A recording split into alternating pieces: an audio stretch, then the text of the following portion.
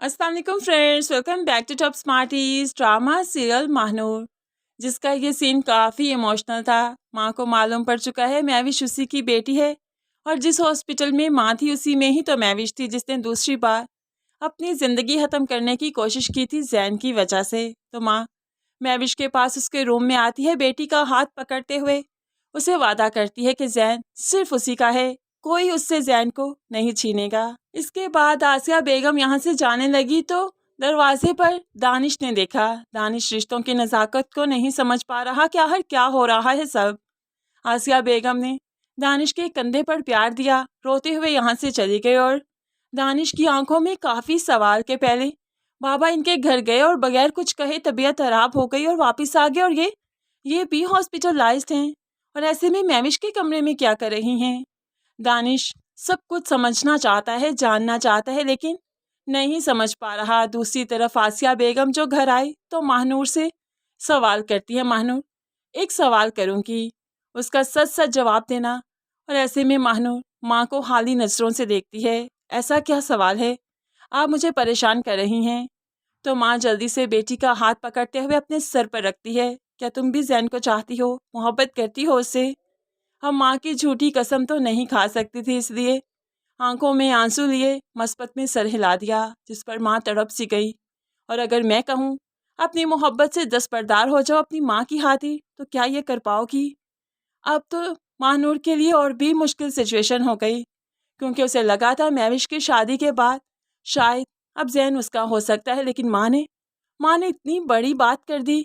आखिर आप ऐसा क्यों कर रही हैं, क्यों कह रही हैं? तो अब यहाँ पर आसिया कहने लगी, कल को तुम्हें कहीं और से सच मालूम पड़े और अपनी माँ पर से भरोसा उतर जाए, तो उससे पहले तुम्हें बहुत सी हकीकतें बताना चाहती हूँ। अब आसिया बेगम जिसने महानूर से यही कहा था कि उसके बाप की डेथ हो चुकी है और उसका कोई और बहन भाई नहीं है, आसिया शर्मिंदगी से महानूर को बताती है कि उसके बाप की डेथ नहीं हुई और उसकी एक बहन भी है।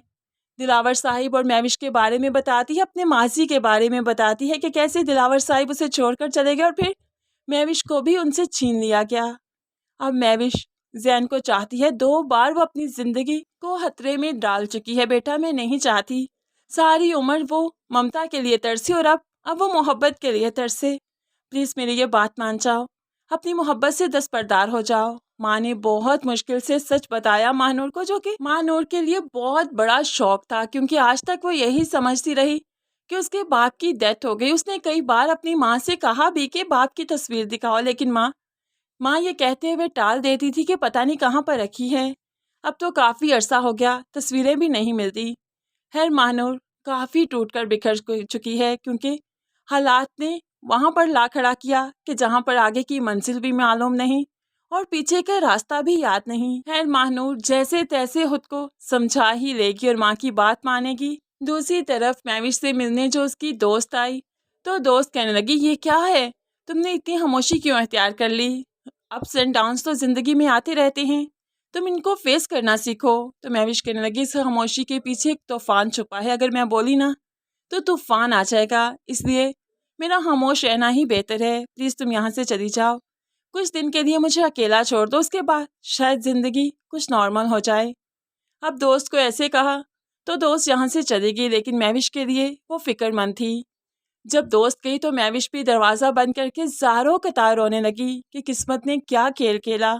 पहले वो हमेशा ममता से महरूम रही, कोई रिश्ता उसे रास नहीं आया, और आज आज जो उसने मोहब्बत को पाना चाहा तो जैन भी उससे दूर चला गया। आखिर किस्मत उसके साथ क्या ही कर रही है। दूसरी तरफ दानिश काफ़ी परेशान रहता है, अपनी सुध-बुध में नहीं। वो जानना चाहता है, अपने बाप से पूछना चाहता है, लेकिन हिम्मत ही नहीं कि क्या करे, क्योंकि बाप की तबीयत भी ख़राब रहती है।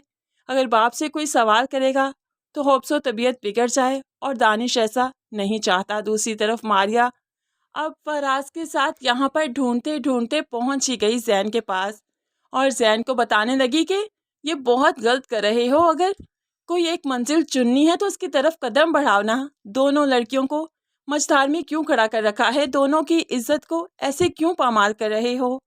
है यहाँ पर वो जैन को समझा ही रही थी कि दूसरी तरफ मदीहा बेगम जो कि जैन के जाने के बाद उसकी मौत का शोक मना रही है। उन्हें लगता है कि उनका बेटा अब मर चुका, वो कोई रिश्ता नहीं रखना चाहती, लेकिन ऐसे में माँ है, जीते जागते बेटे को जब इस तरह से मुर्दा तस्वर करेगी तो कैसे जी पाएगी।